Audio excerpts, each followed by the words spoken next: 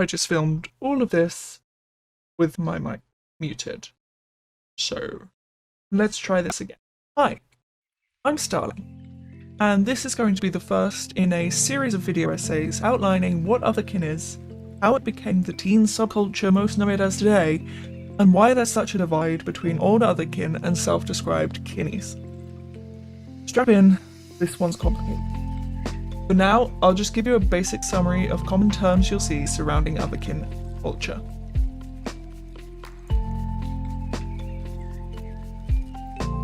Otherkin is a subculture of people who, put simply, believe they are non-human in some way. This means something very different depending who you ask, but most commonly it boils down to one of two things.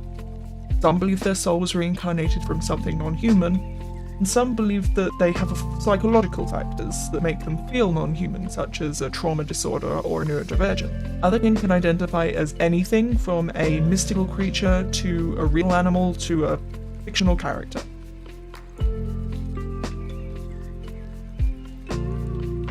Though Otherkin is the umbrella term to describe anyone who falls under its definition, these days you'll more often see the term alter-human used as the umbrella term, and see Otherkin used more specifically to describe those of us who believe we are in some way a mythical creature or alien, due to differences in beliefs and culture between types of Otherkin. Therians, for example, are a type of Otherkin that have branched away and become their own thing. Therians specifically believe that they are or were an animal we know exists or has existed in this world, such as wolves or even dinosaurs. Fictionkin are another type of Otherkin who specifically believe they are or were a character or species from a piece of media. These can be fictional characters, a fictional species, etc. The distinction between fictionkin and Otherkin is usually that many Otherkin believe the mythical creature that they are exists within this universe, whereas fictionkin generally believe in the multiverse, that is, the theory that there is more universe. There are also factkin. I won't go into that as it's a highly controversial topic, even in the Otherkin community, but know that they are people who believe that they are reincarnated from real people and historical figures.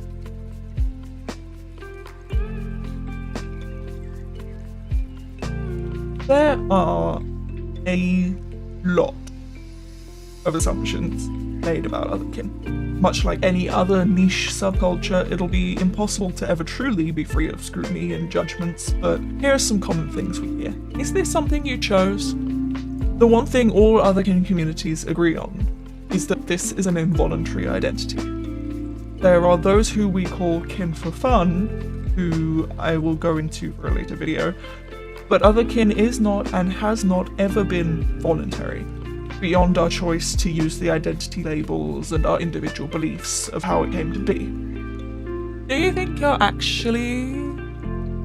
While we believe that yes, we are or have actually been our kin types, that is the thing we believe we are, Otherkin know that physically we are human and we know we have human limits. You won't find us jumping off a building to fly or thinking we can breathe underwater. This isn't a delusion. Not that you should judge someone based on their delusions anyway. It's a belief system. Is Otherkin a religion?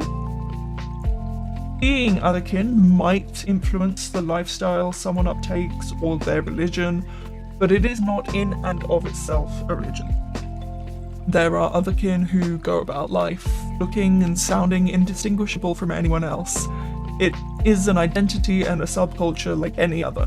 We don't have one consistent set of beliefs, we don't have spiritual leaders or anything like that. Most of us come to our own conclusions about our identities before we even knew what Otherkin meant. By definition, we're not a religion.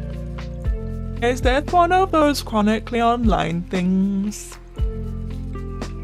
While the internet has brought a lot of us together, and made the definitions of what and who we are more solidified and consistent, the term Otherkin, or otherkind as it is and was sometimes known, was actually coined in the 1990s by a group of spiritual Otherkin who had existed since around the 70s. And similar beliefs have been documented throughout history, so no, this isn't one of those chronically online things. Aren't you just furries? While there is an overlap, between Therians and furries. You do not have to be a furry to be a Therian, and vice versa. Furry is a subculture surrounding anthropomorphized animals and the voluntary decision to dress up, act as them, or them, whatever. Therianthropy is the belief that in some way, non-voluntarily, you are that animal in your soul or mind. They are completely separate subcultures. So you're trans species? Not necessarily. While there are some of us who may use that term, most of us don't want to be mistaken for the transgender movement and do not consider ourselves on the same level as them. That being said, there are transgender Otherkin who consider themselves trans species also, and some will get body modifications to reflect their internal identity, though the ones you see in the media are usually the most extreme form of Otherkin and don't reflect the wider community. It's complicated. Are your zoophiles? No. Just no. We know the difference between our internal identity and our external physiology. We know animals cannot consent. We are not attracted to animals. I'm sure there are some Therians who are zoophiles, but we do not claim them, and their Therian identity has nothing to do with their zoophilia. They're just creeps.